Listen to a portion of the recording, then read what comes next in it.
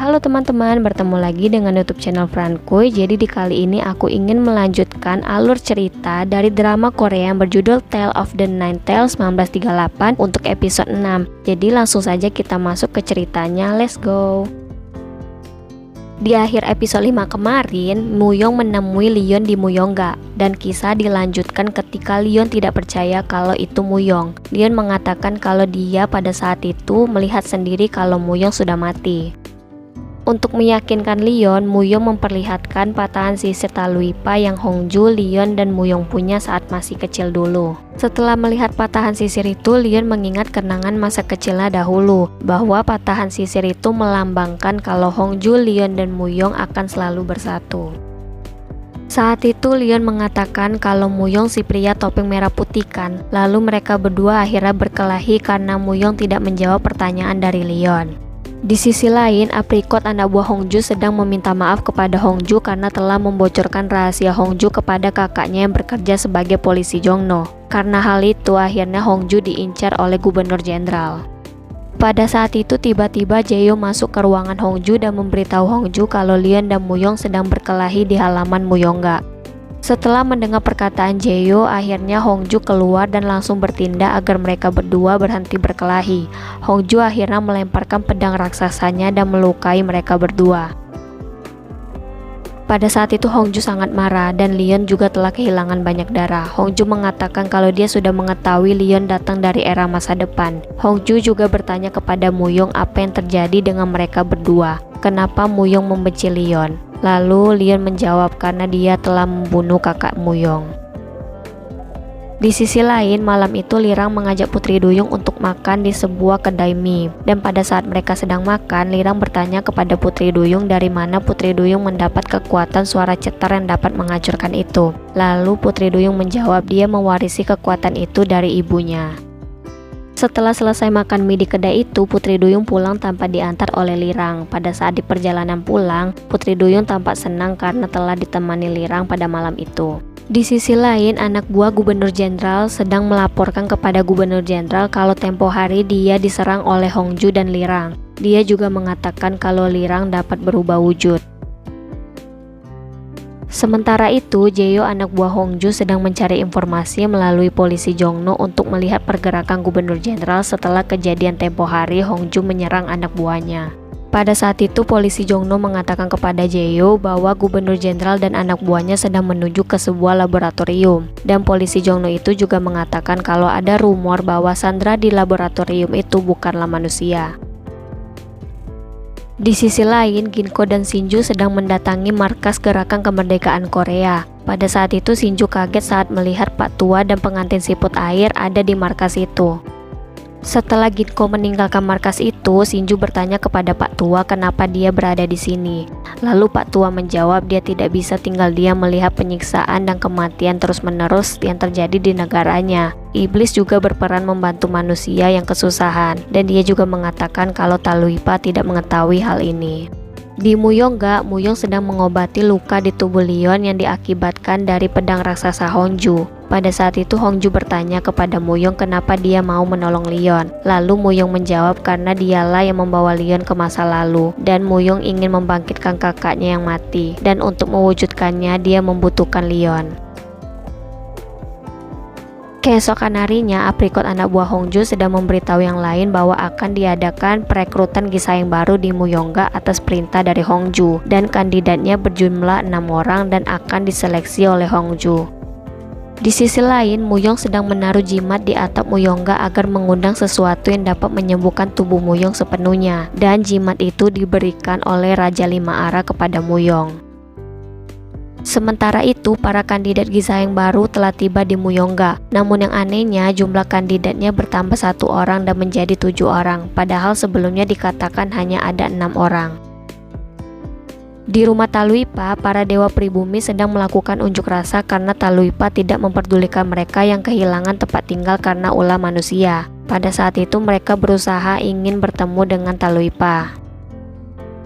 Keesokan harinya, akhirnya Leon sadar dan tubuhnya telah pulih seperti semula. Pada saat itu, Leon mengomel kepada Hongju mengapa Hongju tega menusuk tubuhnya dengan pedang raksasanya. Pada saat itu Hongju mengatakan kalau bukan dia yang menyembuhkan Leon, namun yang menyembuhkan Leon adalah Muyong.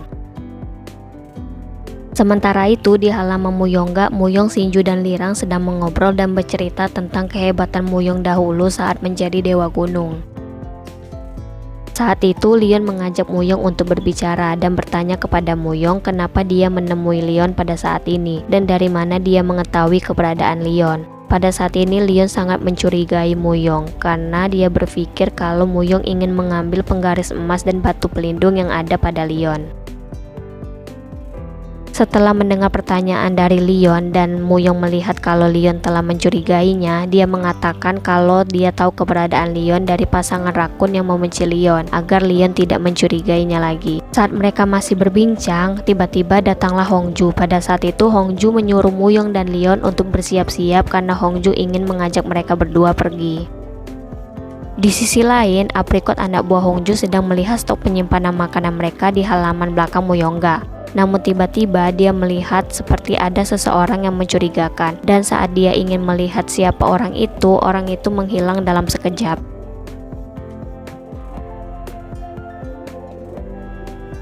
Ternyata pada hari itu Hongju mengajak Muyong dan Leon untuk pergi ke kota menonton film. Pada saat mereka sedang menonton film, Hongju dan Leon sedang memperebutkan popcorn hingga popcorn itu jatuh berhamburan. Setelah selesai menonton film, mereka ingin minum bersama. Namun saat mereka keluar dari bioskop, tiba-tiba hujan deras dan mereka bertiga harus berbagi jaket agar tidak kebasahan. Mereka bertiga akhirnya kembali bersama seolah-olah tidak ada masalah apapun. Di Muyongga, Ginko sedang mengajar bimbel untuk para anak buah Hongju. Di antara mereka berempat, hanya si bungsu Juk Yangla yang menjawab dengan benar semua pertanyaan yang ditanyakan oleh Ginko. Setelah selesai bimbel, mereka memutuskan untuk minum bersama tanpa si bungsu, lalu berencana untuk bermain permainan memanggil hantu yang menghuni sudut ruangan atau disebut permainan sudut. Mereka akhirnya memutuskan untuk memain permainan itu. Permainan sudut dimulai. Awalnya permainan berjalan baik-baik saja, namun tiba-tiba sesuatu hal aneh terjadi. Saat itu Ginko hilang dari ruangan itu saat sedang bermain permainan sudut. Anggrek, Apricot, dan Azalea panik pada saat itu dan mencoba mencari Ginko, namun tidak ada yang menemukan Ginko dimanapun. Di sisi lain, Leon, Muyong, dan Hongju sedang minum bersama dan membahas kenangan-kenangan mereka di masa lalu saat menjadi Dewa Gunung. Saat Leon pergi membeli minuman, Hongju bertanya kepada Muyong bagaimana kehidupannya di masa depan. Muyong menjawab hidupnya di masa depan sangat menyenangkan sekali, padahal kenyataannya dia selalu kesepian dan tidak ada satu orang pun yang menemaninya. Saat Leon, Hongju, dan Muyong kembali ke Muyongga, Anggrek, Apricot, dan Azalea sedang memberitahu Hongju kalau Ginko hilang saat mereka sedang bermain permainan sudut. Pada saat itu Hongju marah kepada mereka karena permainan itu sangat berbahaya dan dapat mengundang iblis yang paling jahat. Setelah Hongju mengetahui Ginko diculik oleh iblis dalam permainan sudut, Hongju memutuskan bermain permainan itu juga untuk menemukan Ginko dengan bantuan Shinju, Muyong, dan Leon. Mereka akhirnya memulai permainan sudut. Awalnya baik-baik saja, namun tiba-tiba keadaan menjadi gelap gulita dan Lirang mendatangi mereka. Pada saat itu ada suara yang menghasut Leon untuk menyerang adiknya. Untungnya Shinju berhasil menahan Leon. Setelah keributan itu terjadi, mereka baru menyadari kalau Hongju telah menghilang. Setelah hilangnya Hongju, Muyong terlihat khawatir karena dia merasa hilangnya Hongju dan Ginko ada hubungannya dengan jimat yang diberikan oleh Raja Lima Arah kepada Muyong. Pada saat itu Muyong menaruh jimat itu di atap Muyongga, dan jimat itu berguna untuk memanggil iblis yang dapat menyembuhkan Muyong sepenuhnya. Di sisi lain, pada saat itu Shinju mencoba mencari informasi mengenai hilangnya Ginko dan Hongju dari kucing hitam di Muyongga, karena Shinju memiliki kelebihan bisa berbicara dengan hewan. Kucing itu mengatakan kalau iblis itu menyamar sebagai Gisaing baru dan masuk ke Muyongga. Iblis itu merupakan Jansembom. Jansembom itu merupakan iblis yang dapat meniru suara dan memiliki kekuatan yang besar. Pada saat itu Leon meminta tolong Lirang untuk memanggil anak buahnya untuk mencari informasi bagaimana cara menangkap Jansembom dan cara menemukan Hongju dan Ginko. Lirang akhirnya memanggil anak buahnya dan menugaskan untuk berkeliling di Gyeongsong mencari informasi mengenai Jansembom. Di sisi lain, Muyong menemui Raja Lima Arah untuk mengetahui bagaimana cara menyelamatkan Hongju dari Jang Sambom. Raja Lima Arah mengatakan kalau mereka harus melewati jalan terkutuk untuk mendatangi dunia Jang Sambom. Setelah itu, Muyong membuat senjata untuk menyerang Jang Sambom dari pohon duduri. Keesokan harinya, anak buah Lirang membawa seorang nenek ke Muyongga. Nenek itu pernah diculik oleh Jang Sambom dan berhasil melarikan diri. Nenek itu memberi informasi bahwa dia berhasil selamat dari Jang Sambom karena mengikuti kucing yang bisa melihat hantu. Kucing itulah yang mengantarkan nenek kembali dengan selamat. Setelah menemui Raja Lima Arah, Muyong kembali ke Muyongga dan memberi senjata kayu dari pohon duduri kepada Leon. Dan Leon juga mengatakan kalau mereka bisa mendatangi dunia Jang Sambom melalui kucing yang bisa melihat hantu. Mereka memutuskan mengadakan ritual untuk pergi ke dunia Jang Sambom saat matahari terbenam.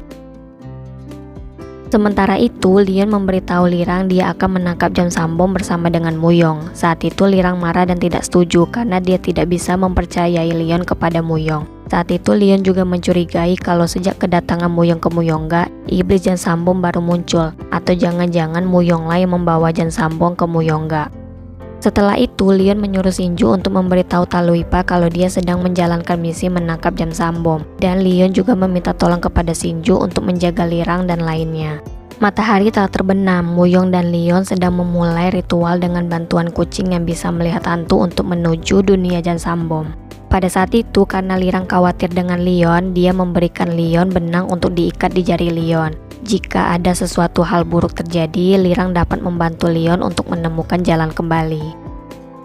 Setelah mengikatkan benang di jari Leon, Lirang keluar dari ruangan ritual itu. Setelah menunggu beberapa saat, benang yang diikatkan di tangan Leon terus bergerak. Saat Lirang masuk ke ruangan ritual itu lagi, ternyata Muyong dan Leon telah menghilang, dan benang yang menghubungkan Leon dan Lirang telah membentuk seperti jaring laba-laba.